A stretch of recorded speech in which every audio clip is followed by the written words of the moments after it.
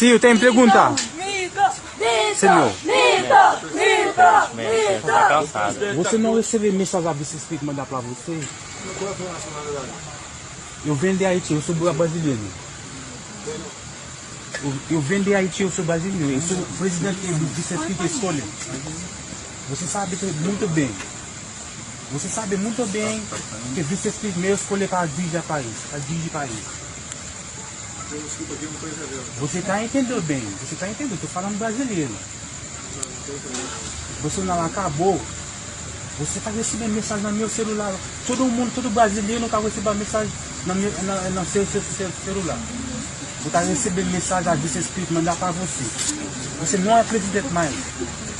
Você não é presidente mais. Não precisa ver difícil. Eu descobri que Bolsonaro não é presidente mais. Não precisa ver difícil. Combatente 57 que veio Deixa eu só deixar um texto bíblico.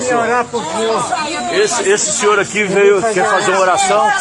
Eu quero só deixar o Salmo 91, verso 9 e 10.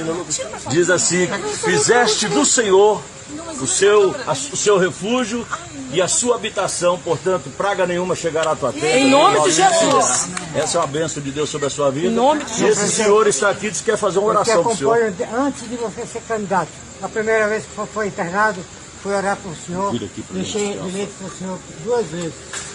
E sempre que eu já vim aqui, a segunda vez que eu estou vindo aqui, para fazer essa oração para o senhor.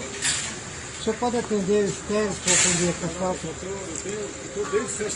Eu posso fazer a oração para o senhor? Faz a oração. Posso fazer a oração? Ora rapidinho.